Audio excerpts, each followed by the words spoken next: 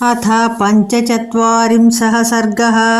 ततस्ते राक्षसेन्द्रेण चोदिता मन्त्रिणः सुताः निरयुर्भवनात् तस्मात् तप्तसप्तार्चिरोषिषः। महाबलपरिवारा धनुष्मन्तो महाबलाः कृतस्तास्त्रविदां श्रेष्ठा परस्पर जयैषिणः। हेमजाला परिक्षिप्तैर्ध्वजवद्भिः पताकभिः तोयदस्वा निर्घोषैर्वाजैयुक्तैर्महारथैः तप्तकाञ्चन चित्राणि चापान्यामितविक्रमाः విస్పారయంత సంహృష్టా స్ఫటిత్వంత ఇవాంబుదాః. తర్వాత అగ్నితో సమానమైన కాంతి గల మహాబలశాలులైన ఆ మంత్రికుమారులు 7 రావణుడు ప్రేరేపించడంతో అశ్వాలు కట్టిన మహారథాలను ఎక్కి ఆ భవనం నుండి బయలుదేరారు. మేఘధ్వని వంటి ధ్వనులు గల ఆ రథాలు చుట్టూ బంగారు జాలాలు కట్టబడ్డాయి. యోధుల చిహ్నాలైన ధ్వజాలు, అలంకారార్థాలైన పతాకాలు వాటిపై ఎగురుతున్నాయి. ధనుస్సులను ధరించిన మహాబలశాలులైన ఆ మంత్రికుమారులు వెనక పెద్ద పెద్ద సైన్యం కూడా బయలుదేరింది. బాగా అస్త్రవిద్యలలో ఆరితేరిన ఆ మంత్రికుమారులు అస్త్రవేత్తలలో శ్రేష్ఠులు. వాళ్ళు జయమును సంపాదించటానికై ఒకరిపై ఒకరు పోటీ పడుతున్నారు.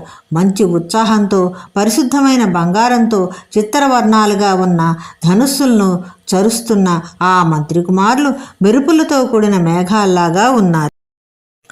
జనన్యస్తు తతస్తేషాం విదిత్వా కింకరాన్ హతాన్ బభూవు శోక సంభ్రాంతాః సబాంధవా సుహృజ్జనాః. కింకర్ల వంటి మహావీరులే చంపబడినారను విషయాన్ని తెలిసిన మంత్రకుమారులు, తల్లులు, బంధువులు, మిత్రులు కూడా వీళ్ళే ఏమవుతారో కదా అని దుఃఖంతో వ్యాకులం చెందారు. తే పరస్పర సంఘర్ష తప్తకాంచనభూషణాః అభిపేతుర్హనుమంతం తోరణస్తమవస్థితం. పరిశుద్ధమైన బంగారంతో చేసిన అలంకారాలు ధరించి ఆ మంత్రిపుత్రులు ముఖద్వారం వద్ద యుద్ధానికి సిద్ధంగా నిలబడి హనుమంతుని మీదకి ఒకరిపై ఒకరు పోటీ పడుతూ వెళ్ళారు.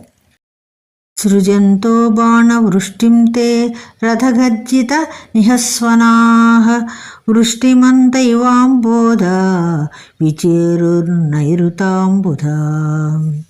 మేఘాల వలె ఉన్న రాక్షసులు ఉరుముల వంటి రథధ్వనులు వ్యాపించగా బాణవర్షం వర్షిస్తున్న మేఘాల్లాగా సంచరించారు. అపకీర్ణస్తతస్తాభిర్హనుమాన్ శరవృష్టిభిః భవసంవృతాకారః శైలరాడివ వృష్టిభిః. అప్పుడు ఆ బాణవర్షం కప్పివేయగా వానరశ్రేష్ఠుడైన హనుమంతుడు వర్షం చేత కప్పివేయబడిన పర్వతరాజులాగా ఉన్నాడు. స శరాన్మోఘయామాస తేషామాసుచరః కపిః రథవేగం చ వీరాణాం విచరన్ విమలేంబరే.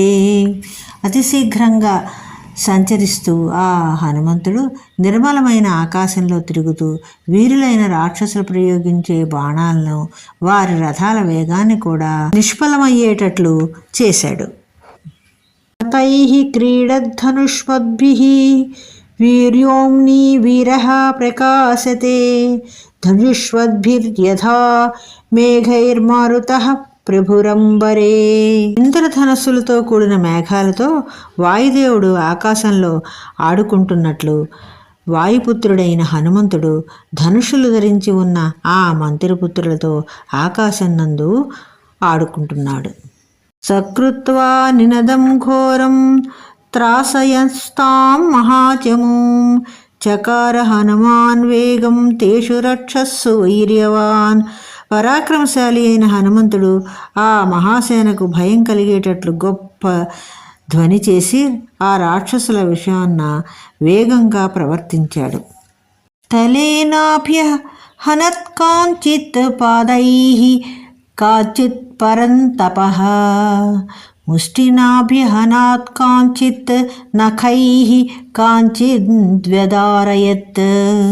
శత్రు సంహారకుడైన హనుమంతుడు కొందరిని అరచేతులతోనూ, కొందరిని పాదఘాతాలతోనూ, కొందరిని గుద్దులతోనూ చంపాడు. మరికొందరిని గోళ్లతో చీల్చివేశాడు. ప్రమమాథో రసా కాంచిద్ధూరుభ్యామపరాన్ కపిః కేచిత్తత్తస్య నినాదేన తత్రైవ పతితా భువి. హనుమంతుడు కొందరిని వక్షస్థలం చేతను మరికొందరిని తొడల చేతను మధించి చంపాడు. మరికొందరు వానశ్రేష్ఠుడు చేసిన ధ్వనికే కింద పడిపోయారు. తతస్తేష్వసన్నేషు భూమౌ నిపతితేషు చ తతసైన్యమగమః సర్వం దిశో దశ భయార్దితం. ఆ రాక్షసులు ఈ విధంగా మరణించి నేలపై పడిపోవటం చూసి మిగిలిన రాక్షస సైన్యం అంతా భయం చేత 10 దిక్కులకి పారిపోయారు. వినోదిర్విస్వరం నాగానిపేతుర్భువివాజినః భగ్ననీడధ్వజఛత్రైర్భూచ్ఛ కీర్ణాభవద్రథైః. ఏనుగులు పెద్ద పెద్ద స్వరంతో ధ్వని చేశాయి. అశ్వాలు నేలపై పడిపోయాయి. భూమి కూడా పైకప్పులు, ధ్వజాలు, ఛత్రాలు, విరిగిపోయిన రథాలతో నిండిపోయింది. సవ్రతారుధిరేణాథ స్రవంత్యో దర్శితాః పథి వివిధైశ్చ స్వరైర్లంకా ననాద వికృతం తదా. పిమ్మట స్రవిస్తున్న రక్తం చేత మార్గాలందు కాలువలు ఏర్పడ్డాయి.